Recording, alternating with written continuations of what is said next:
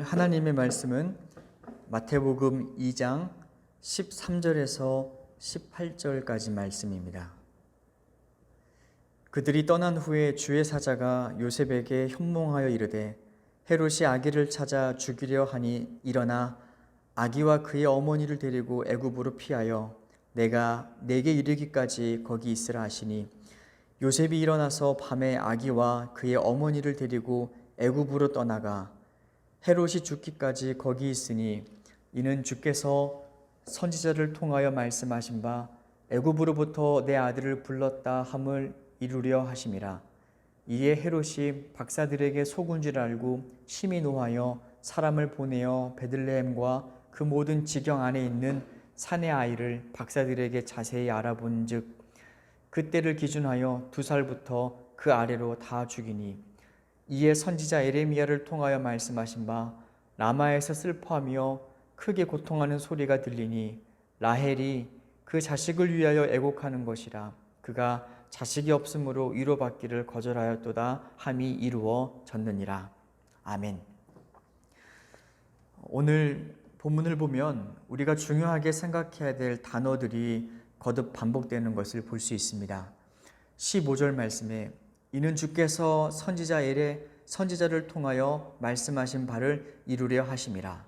그리고 17절 말씀에 예레미야를 통하여 말씀하신 바가 이루어졌느니라. 그리고 또한 뒤를 보시면 23절 말씀에는 이는 선지자로 하신 말씀을 이루려 함이로라. 계속해서 반복되어지고 있는 단어가 있습니다. 말씀이 이루어졌다, 말씀을 이루려 하심이라, 그리고 말씀이 또 이루어졌다. 한결같이 구약 선지자 예언의 말씀이 지금 어떻게 이루어졌는지 그 과정에 대해서 말씀해 주십니다. 그런데 왜 이렇게 구약의 사실이 성취되었다는 것을 그토록 중요하게 강조하고 계실까요? 사실 우리에게는 예수님이 애굽에서 탈출하셨건 바벨론에서 탈출하셨건 나사렛에 사셨건 또 사마리아에 사셨건 별로 우리는 중요한 일이라 생각하지 않을 수가 있습니다. 왜냐하면 그래도 예수님은 늘 우리에게 예수님일 테고 또 예수님을 믿는다는 것에는 우리가 변함이 없을 것이기 때문입니다. 그런데 엄밀히 따져보면 그렇지 않습니다. 왜 이렇게 성경은 구약의 말씀들이 이루어졌는지를 중요하게 관심을 쏟는지를 봐야 됩니다. 사실 이 일은 굉장히 너무나 중요한 일입니다. 너무나 중요해서 천사가 수차례 등장해서 요셉의 일거수일투족을 관여할 만큼 한치의 실수도 있어서는 안 되는 일이 바로 이러한 말씀에 대한 성취 과정입니다. 예수님은 애굽에서 탈출하시고 나와야지 바벨론에서 나오시면 안 됩니다. 그리고 천사는 그래서 요셉에게 애굽으로 도망가라라고 꿈에서 현몽하신 것이고요. 또한 예수님이 나사렛에서 사셨어야지 사마리아에서 사시면 안 됩니다. 그래서 천사는 요셉에게 나사렛으로 가서 살지 말라고 말씀하시는 것입니다. 이렇게 하나님께서 노심초사하시며 천사를 동원하셔서 예수님의 삶의 방향과 그리고 거취하는 과정까지 다 간섭하신 이유는 딱 하나입니다. 그것은 무엇이냐면은 예수님께서 구약시대 때부터 예언하셨던 그분이 맞다. 구약에서 말씀하신 그 땅에서 나오시고 구약에서 말씀하셨던 그 장소에서 나오셔야 바로 예수님은 하나님께서 말씀하신 그 메시아임이 증명되기 때문입니다. 그리고 더 나아가 장차 성경은 예수님이 맞다, 메시아가 맞음을 증명하기 위해서 말씀과 기적을 통해서 계속해서 증명하실 것입니다. 십자가를 통해서 또한 증명하실 것입니다. 그리고 이 모든 증명은 우리에게 어떠한 확신을 주냐면요, 과거에 대한 예수님의 분명한 출처와 근거는 미래에 대한 우리의 소망과 믿음의 근거가 되십니다. 우리는 과거에 이루신 하나님의 말씀에 근거하여 장차 우리에게 나타나실 하나님에 대한 소망의 근거를 둘 수 있습니다. 우리의 미래에 대한 믿음은 과거에 근거를 둡니다. 그렇기 때문에 하나님께서 과거에 어떻게 말씀을 이루셨는지 예수님의 거처를 통하여 분명하게 우리에게 증명하심으로 우리는 앞으로 이루실 하나님에 대한 분명한 신뢰, 신실하신 하나님, 변치 않으시는 하나님에 대해서 신뢰할 수 있는 것입니다. 그래서 구약의 말씀들이 하나하나씩 이루어질 때마다 성경은 그것이 이루어졌느니라, 그 선지자 예언이 이루어졌느니라 이렇게 하나하나씩 채점하면서 그것을 동그라미 치며 기뻐하고 있는 것입니다. 하나님만 이 말씀을 이루시기 위하여 노력하고 계신 것이 아닙니다. 예수님도 그 말씀의 성취를 위하여 부지런히 노력하고 계십니다. 예수님께서 예루살렘에 입성하실 때 예수님은 걸어가지 아니십니다. 예수님은 가마를 타지 아니하십니다. 일부러 나귀를 타시는데 그것도 나귀 새끼를 타십니다. 왜냐하면 그 예언이 스가랴 9장에 그대로 예언되어 있기 때문입니다. 그리고 또한 예수님께서 겟세마네 동산에서 십자가가 두려워질 때 그때 기도하십니다. 나의 뜻이 아니라 아버지의 뜻이 이루어지시옵소서. 예수님은 얼마든지 잡히시기 직전에 하늘의 천군 천사를 동원하여 이 모든 고난과 환난을 당하지 않을 수도 있었지만, 그러나 예수님은 이렇게 말씀하십니다. 내가 만일 그렇게 하면 성경이 어떻게 이루어지겠느냐. 그리고 예수님께서는 십자가에 돌아가실 때 이렇게 말씀하십니다. 다 이루어졌다. 하나님 말씀이 다 이루어졌다라고 하십니다.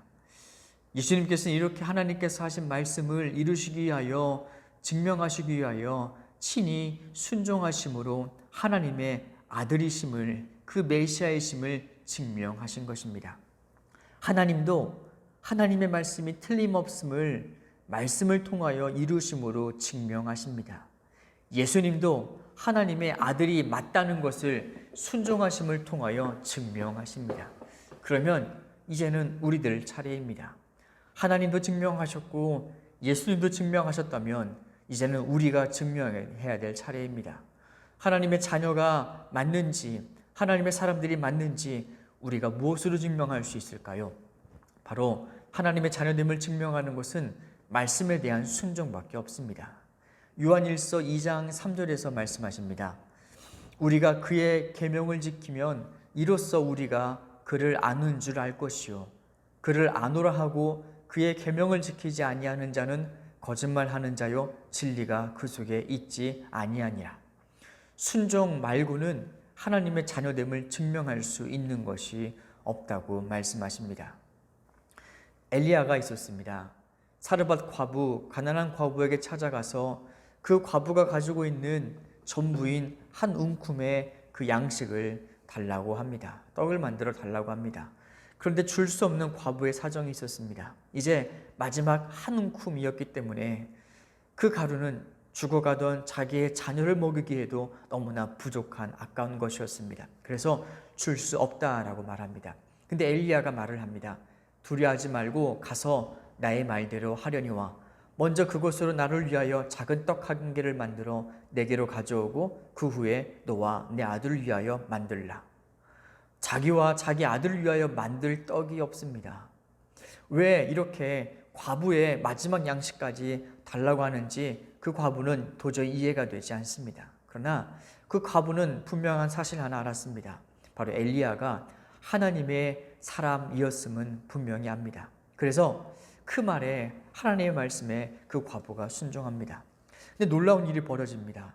그 과부와 그 자녀가 여러 날 먹었으나 하나님께서 그 곡식의 통을 가득가득 채워주십니다. 중요한 메시지가 있습니다.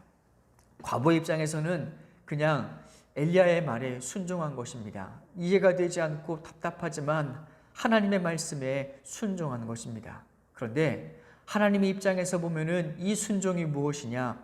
하나님의 자녀가 되겠다는 사인입니다. 이 사실이 중요합니다. 과부는 순종했지만 하나님은 그 사인을 하나님의 자녀가 되고 싶다는 사인으로 받아들이시고 당신의 자녀를 지키시고 보호해 주신 것입니다. 그래서 순종은 웬만한 제사보다 낫고 순종은 하나님의 자녀가 되겠다는 사인인 것입니다. 오늘도 하나님은 우리의 마음과 생각 속에 여전히 동일한 성령님을 보내주십니다. 성령님은 우리 안에서 우리를 가르쳐 주십니다.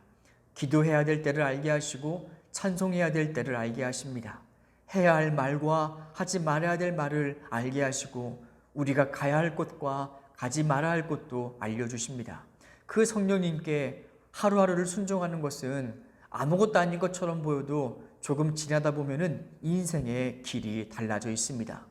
하나님이 내시는 길을 걷는 사람과 자기 자신을 고집대로 걸어가는 사람의 인생은 도착 지점이 다릅니다. 그래서 오늘 하루도 겸손하게 하나님의 말씀에 순종하고 성령님의 인도하심에 내어 맡기는 그 사람은 오늘 하루 자녀로 살아가겠다는 다짐이자 순종인 것입니다. 이렇게 오늘 하루도 하나님의 자녀됨을 순종함을 통하여 증명하고 살아갈 수 있는 우리의 삶을 살아갈 수 있는 우리 모두가 되었으면 좋겠습니다. 기도하겠습니다. 하나님, 순종이 너무나 중요한 것임을 알고 있습니다.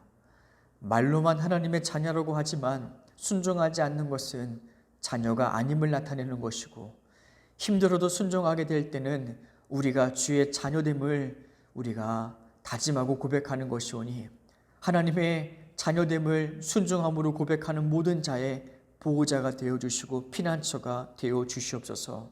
한 걸음 한 걸음 순종의 길을 나아갈 때 우리 인생의 도착 지점 인도하시는 하나님의 그 놀라운 은혜를 우리가 경험하게 하여 주시옵소서.